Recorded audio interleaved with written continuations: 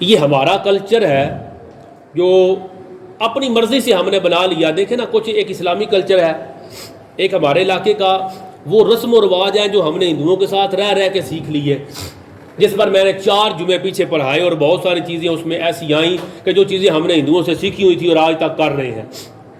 جو ہندوؤں سے سیکھی ہوئی چیزیں ہم نے کی وہ تو ہندوؤں کا کلچر ہمارے اندر آ گیا, مگر اسلامی کلچر ہم نے لوٹنا ہے تو اسلامی کلچر کی طرف لوٹنا ہے.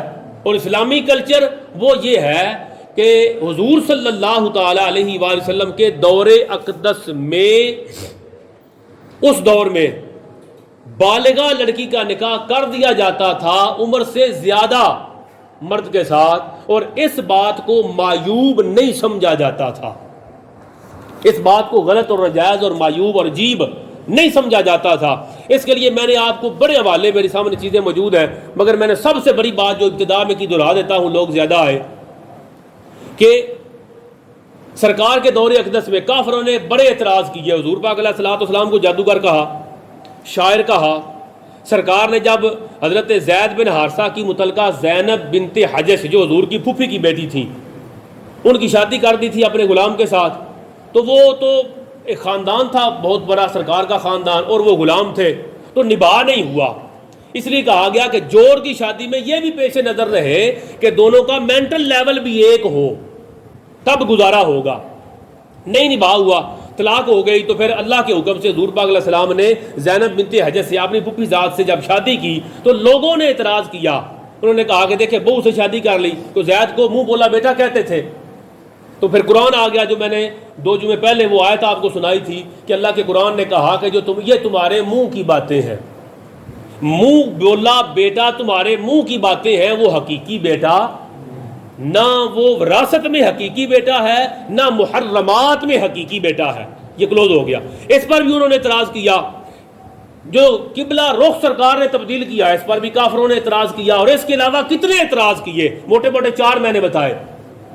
مگر میں نے یہ پہلے جملہ بول دیا تقریر میں, دوبارہ ریپیٹ کر رہا ہوں کہ آپ پوری کائنات حدیث کی ہر بک کو دیکھیں, ضعیف سے ضعیف روایت بھی نہیں ملے گی کہ زمانہ جاہلیت میں حضور کے دور میں جب امی عائشہ صدیقہ کے ساتھ سرکار نے شادی فرمائی, سرکار کی عمر تقریباً 50-53 سال اور امی کی 9 سال ایک روایت کے مطابق, اور دوسری 17 اور 19 کو چھوڑ دیں, 9 سال کی لے فقط. تو کسی کافر نے بھی اس دور میں, دور جاہلیت میں بھی حضور علیہ الصلوۃ والسلام پر 100 اعتراض کیے, مگر حضور کی شادی پر کسی کافر نے بھی اعتراض نہیں کیا. کیوں؟ اس لیے کہ یہ اس دور کا رواج تھا کہ وہ شادیاں کر لیتے تھے. وہ تو بھائی کی بیوہ کے ساتھ شادی کر لیتے تھے, اور میرے معاشرے میں ہم کہے ہوا نہیں پرجائی نہ کر لیں, دیکھو لعنت, پرجائی نہ, او جی پرجائی پراف ہو تو اللہ کیا پرجائی نہ کر لیا سر, اس کو تو ہم لعنت سمجھتے ہیں. ہم سارے مسلمان نہیں. کتنی جگہ پر ایسا ممکن ہے کہ جو بھائی کی بیوہ ہے وہ بیچاری اب وہ خجل خوار ہوگی, اگر بھائی اس کو نکاح میں لے لے تو اس کو ایک آسرا اور دنیاوی سہارا مل جائے گا, اور اس کے بچوں کو سرپرست مل جائے گا. مگر ہم نہیں کرتے. کیوں؟ ہم ہندوؤں کے ساتھ رہے, ہمارے وہ مینٹل لیول وہ ہو گیا, ہم اس کو قبول نہیں کرتے. جبکہ سرکار کے دور میں بھائی کی بیوہ کے ساتھ فوراً نکاح کر لیتے تھے.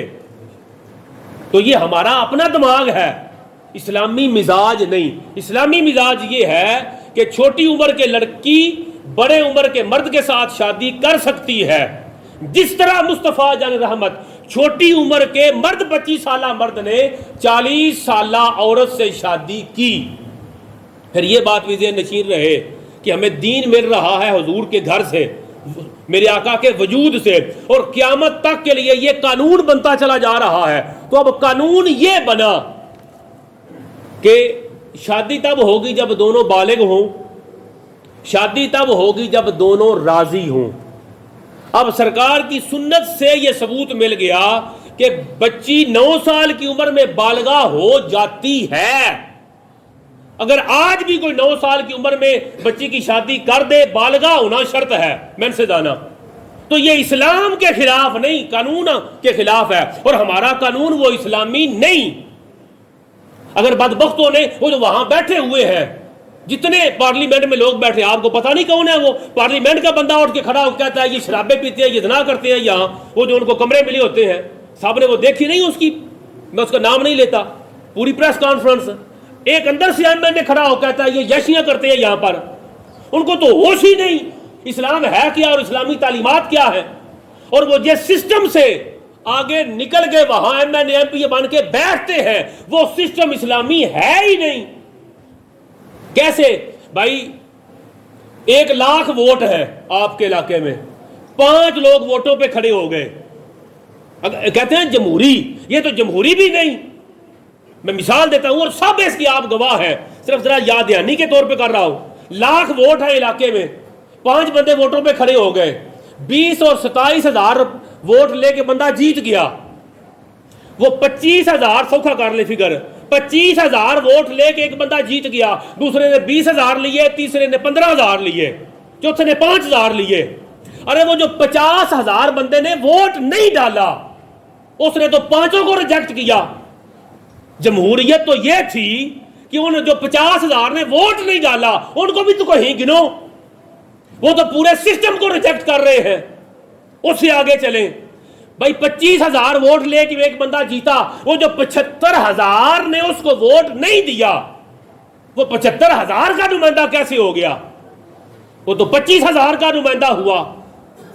تو یہ جمہوریت ہے نہیں، یہ کافروں کا نظام ہے جو ہمارے اوپر مسلط کیا گیا، اور یہاں سے جیتنے کے لیے بھی دھن دھونس دھاندلی چلتی ہے۔